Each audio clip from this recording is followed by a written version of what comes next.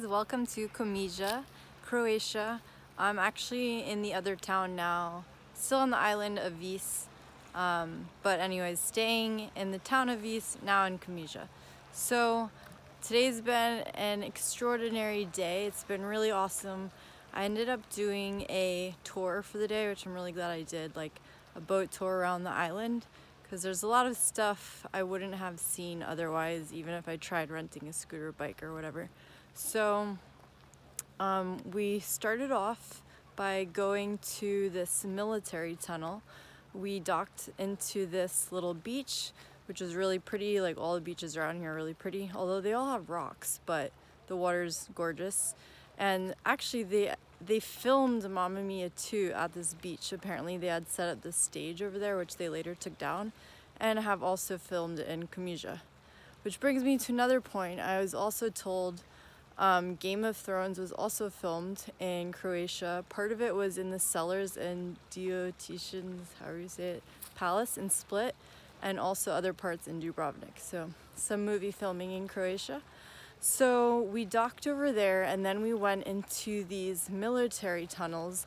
So they have all these tunnels throughout the island that were built, I believe, during the time or leading up to the Cold War.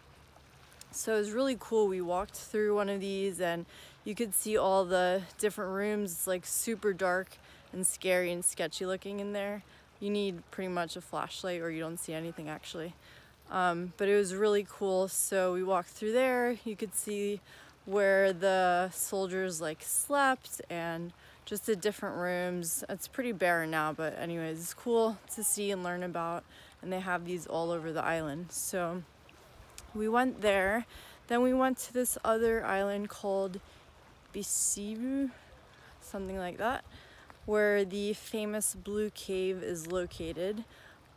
So that is actually the biggest attraction, definitely in this area, like where the islands are. Even from Split, like they have tons of trips going there. So it's this really amazing cave where when you're in it at the right time, which is around noon, the light hits in this way where it lights up blue inside. It literally looks like almost like black lights or something like that, but it's illuminated this really, really pretty blue. So we went in there. You have to take a small boat inside because it's this cave. The entrance is actually really small, so you have to duck down when you're going in.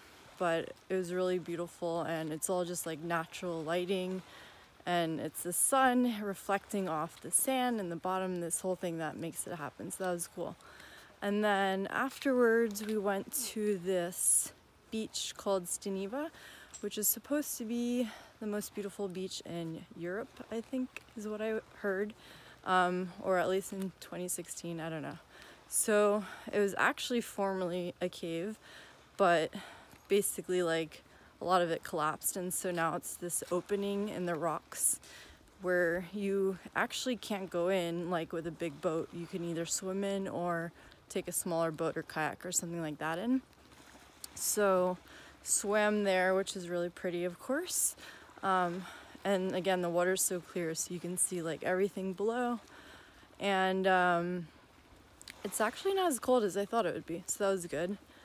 And afterwards, we went to this other cave called the Green Cave. So it has a similar, in a way, thing that happens where there's this circle cut out in the ceiling, and at the right time the light shines through, and I guess it creates this like color in the water similar to the Blue Cave, but just in this small little spot. And usually these caves now actually have entrance fees. So we paid to get into the Blue Cave, but luckily we got to the Green Cave a little bit later, and since it's low season, no one was even there anymore, so we could just go in the boat and not even have to pay. So that was nice. Then we also made the stop at this area they call the Blue Lagoon. So it's this other island surrounded by, like, there's a couple small islands there. The water's more shallow. It's also really blue.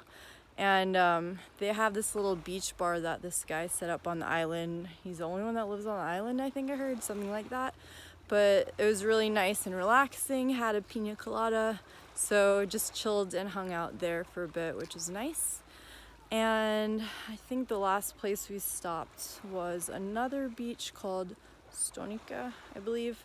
And again, another really nice beach. Swam again there, so ended up swimming there in Stiniva.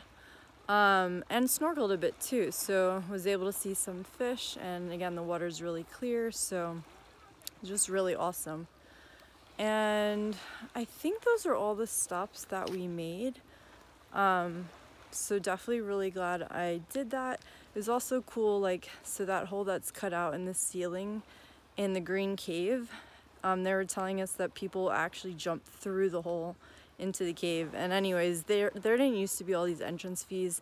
Now there are, which sucks, you have to pay, but they were saying like it was getting crazy because so many people were there and dangerous, and people were like, that one for example, just jumping in, and they don't want it like ruining the environment and all these things. The Blue Cave, eventually they're going to make it a UNESCO World Heritage Site, I was told, so interesting to learn about all these things.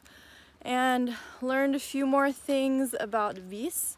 So it has also been like an island that's been very high in demand over the years. So the town of Vis was formerly Greek, and the town of Komiža was formerly Roman. And basically, like, this island specifically, a lot of people have wanted in the past because it's the only one that has its own water supply. It doesn't have to get it from the mainland. And there's also a lot of vegetation. So anyways, it's been in really high demand. I had mentioned before, but really big wine industry, even more previously than now. Komiža was formerly a fishing town. But so interesting to learn about. Besides this island, I had also heard the same like around the Sadar area, but from what I've heard, a lot of the islands in Croatia have been like, just over the years, everyone's been fighting for them, surrounding countries and things like that. I even remember hearing about Sadar over there, that like Venice had tried so many times, or like started wars to get this land and stuff like that, that the Pope almost basically kicked them out and was like, you need to stop, or like, you're not going to be part of Italy, something like that. I'm sure those aren't the exact details, but because they were like constantly starting battles. And anyways, so a lot of people want this land, and I can see why. It's pretty nice. So let me show you some of the views now. Of course, the sun's hiding behind the clouds, even though the sun hasn't even set yet, but it's still pretty nice. The town's back that way where that sailboat's headed. And here's a pretty beach.